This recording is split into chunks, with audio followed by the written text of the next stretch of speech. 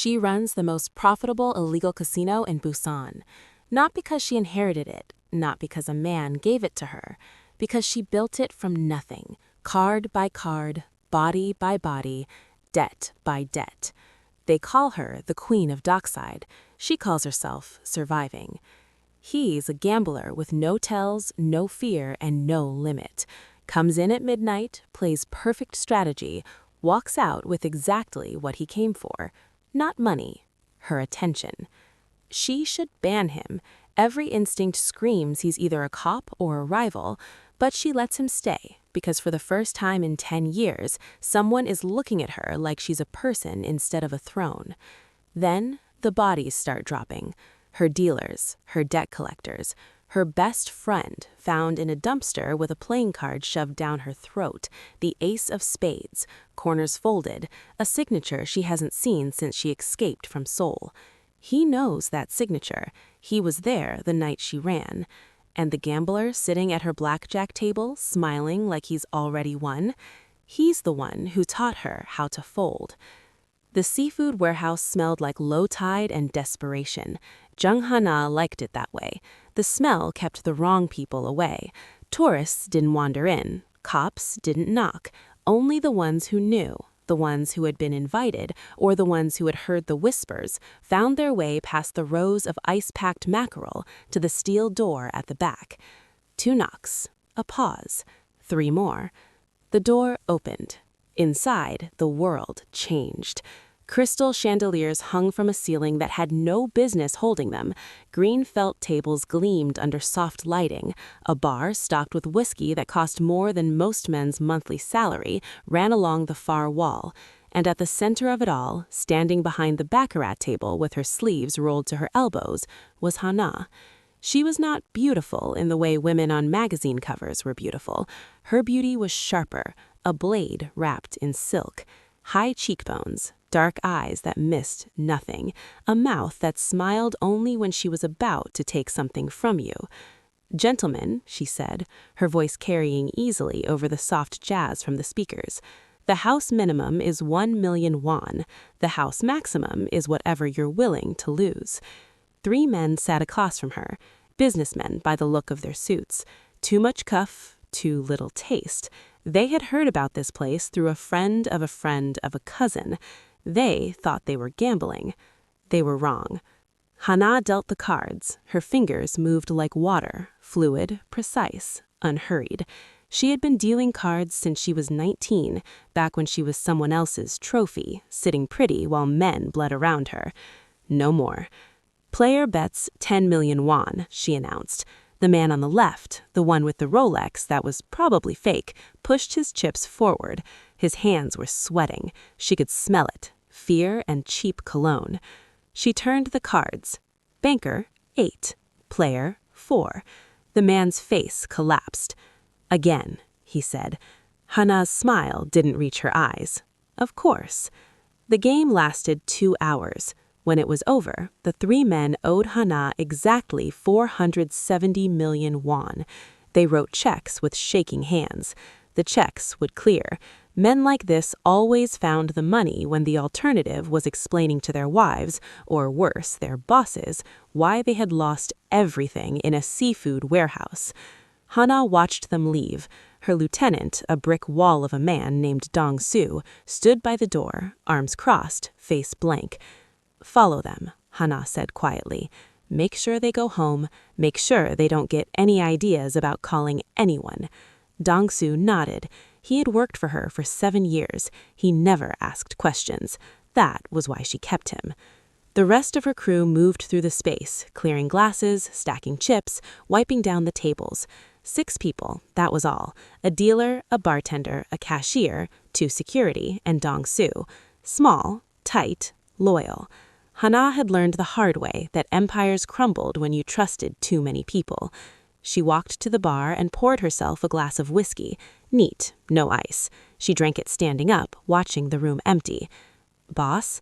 The voice belonged to Min-ji, her cashier, 23 years old, baby-faced, and the best money launderer Ha-na had ever seen. She was holding a tablet, her expression carefully neutral. "What is it?" Ha-na asked. One of the debtors from last week, the shipping magnate. Minji swallowed. He's not answering calls. His office says he's on vacation. His wife says she doesn't know where he is. Ha-na set down her glass. How much does he owe? 230 million, plus interest. Interest was Ha-na's specialty. She charged 10% a week, not because she needed the money. She needed the compliance. Fear was the only currency that never devalued. Find him, she said. I'll handle it personally. Minji hesitated. Boss, you don't have to. Yes, I do. I don't ask anyone to do anything I wouldn't do myself. That's why they follow me. That's why we're still alive. Minji nodded and disappeared into the back office. Ha-na finished her whiskey. Outside, through the warehouse walls, she could hear the distant sound of waves against the docks. Busan at 2 a.m, the city of second chances and quick deaths. She chose this place for a reason.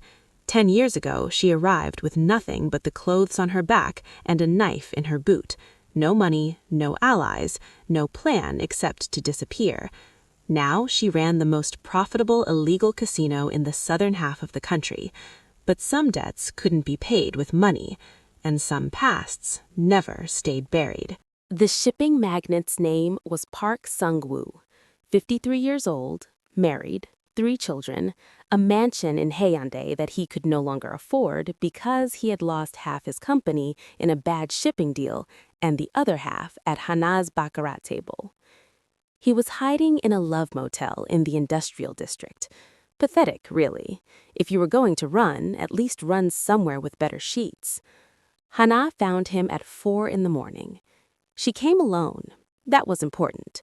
When you showed up with men, it was intimidation. When you showed up alone, it was a conversation. And conversations were harder to explain to the police. The door to room 7 was locked. Ha-na knocked. "Housekeeping," she said. A pause. Then, "I didn't order anything." "Open the door, Mr. Park." Longer pause. She heard movement inside, shuffling, maybe a drawer opening, maybe a window. But they were on the 3rd floor, and Park Sung-woo was not the type to jump. The door opened. He looked smaller than she remembered. His suit was wrinkled, his eyes bloodshot, his face gray with the particular despair of a man who had ruined himself and knew it. "Ms. Jung," he whispered, "please, I just need more time." "You've had time." Ha-na stepped past him into the room. It smelled like stale cigarettes and fear. She didn't sit. She never sat during collections. Sitting implied patience. She had none. 230 million won, plus interest. That's 307 million as of this morning. "I don't have it."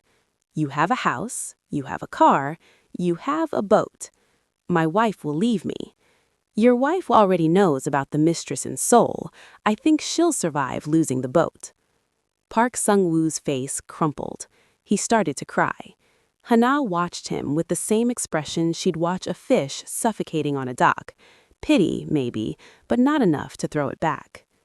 "Please," he said again, "I have children." "So do the men who work for me." Ha-na stepped closer. She was not tall, but in this room, with this man, she might as well have been a giant. "You sat at my table, you drank my whiskey, you signed a contract. Now you pay." "How?" "Sell the boat, sell the car, sell the mistress's apartment. I know you bought it for her.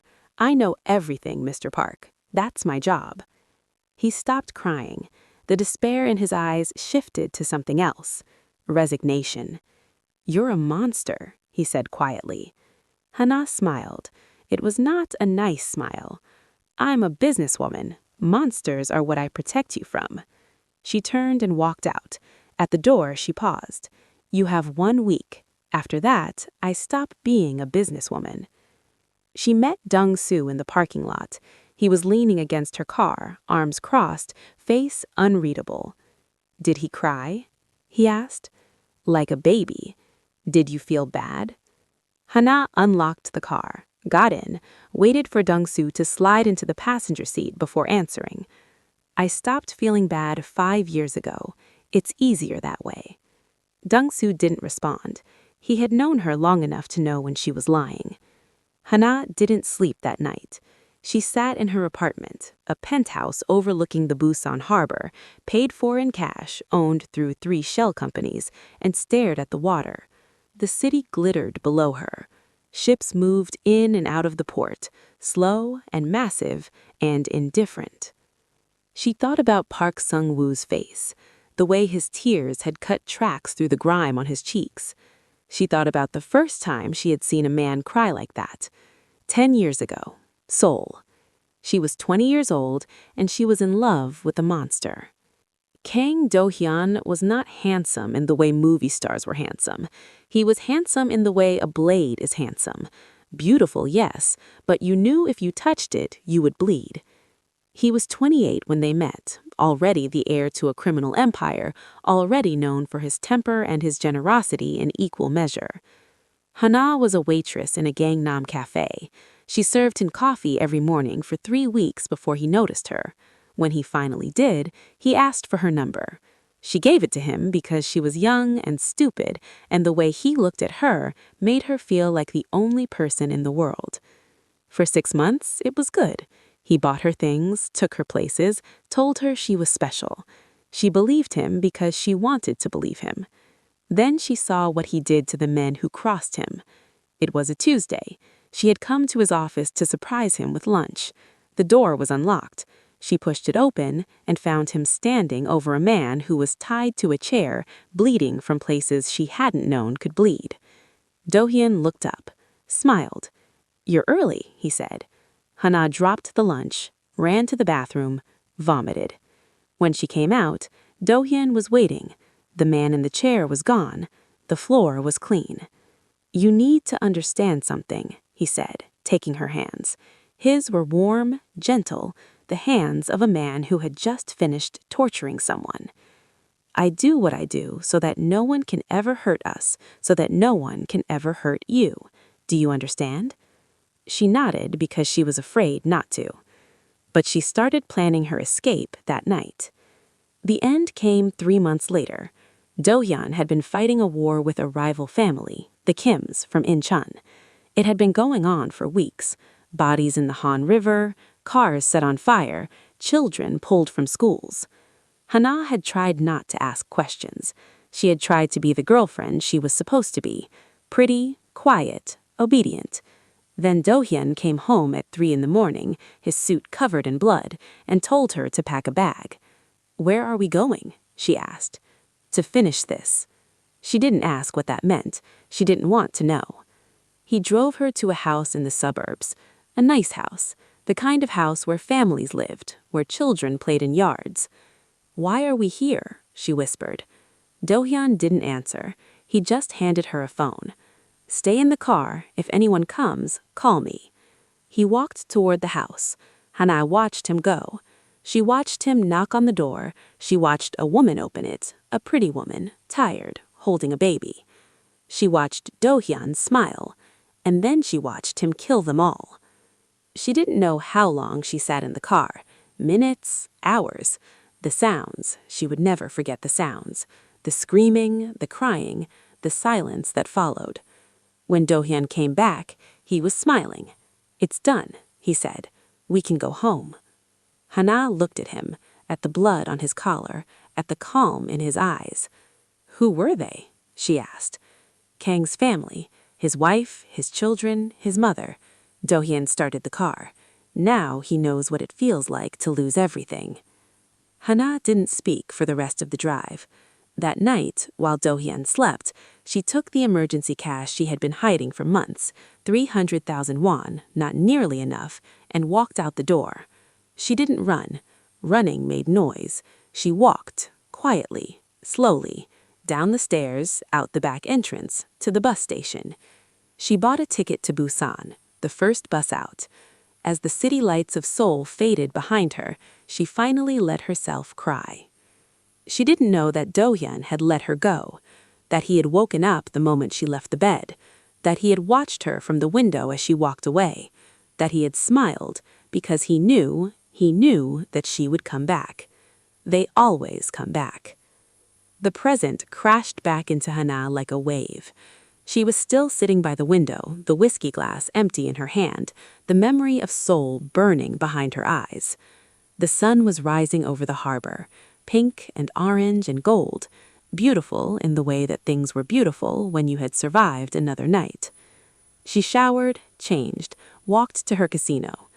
The warehouse was quiet during the day. The chandeliers were dark, the tables were covered. The only light came from the small office in the back where Min-ji was already working, surrounded by ledgers and screens.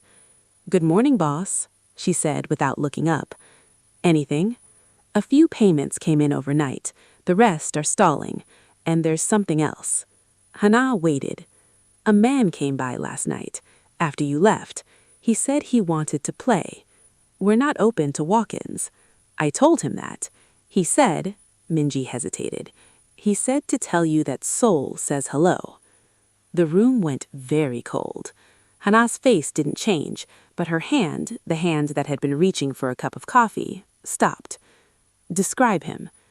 "Tall, 30s, well-dressed, expensive watch, no wedding ring. He had a scar, here."